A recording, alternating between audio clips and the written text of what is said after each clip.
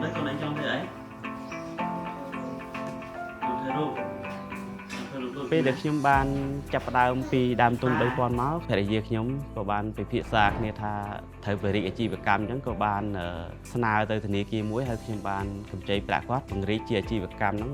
ទិញជាសម្ភារៈដូចជាស្ពាន់ដូចជាស៊ីលីកូនជាជ័រស្មាច់ហើយនឹងឧបករណ៍ផ្សេងទៀតរហូតដល់ខ្ញុំពង្រីកបានប៉ុណ្ណឹងជីវភាពគ្រួសារវាមានភាពខ្វះខាតអញ្ចឹងបានធនាគារបានផ្ដល់ប្រាក់កម្ចីហើយគាត់ក៏ឃើញស្នាដៃខ្ញុំ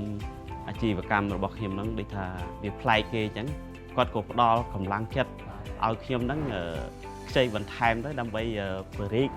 បានច្រើនអរគុណដល់ធនាគារមែនទែនដែលគាត់ផ្ដល់ឱកាសហើយបានឲ្យខ្ញុំខ្ចីពង្រីកអាជីវកម្មកំឡុងពេលហ្នឹងដោយសារយើងប្រើប្រាស់ថវិកាដែលយើងបានខ្ចីពីធនាគារមកយើងប្រើឲ្យចំគោលដៅបានន័យថាគោលដៅយើងយកប្រាក់ហ្នឹងមកពង្រីកទិញស្ពាន់យើងយកមកទិញស្ពាន់ទិញជ័រស៊ីលីកូនយើងទិញជាស៊ីលីកូនទិញជាជ័រស្មាច់យើងទិញជាកាវស្មាច់មកដើម្បីចាក់ពុម្ពដើម្បីផលិតចេញមកអញ្ចឹងបើសិនជាយើងយកប្រើប្រាស់ខុសគោលដៅជំនាញរបស់យើងវាធ្វើឲ្យយើងនឹងមានបញ្ហាហើយពាក់ព័ន្ធនឹងអាជីវកម្មដែរខ្ញុំកាន់ខាងបញ្ជីចំណូលចំណាយឬមួយក៏អតិថិជនដែលកំងរូបហ្នឹងគឺខ្ញុំអ្នកគ្រប់គ្រង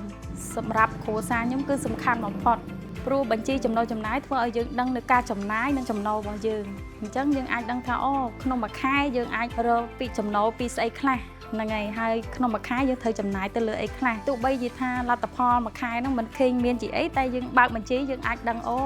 ក្នុងខែនេះយើងចំណាយទៅលើអីខ្លះហើយចំណូលបានពីអីខ្លះអញ្ចឹងណា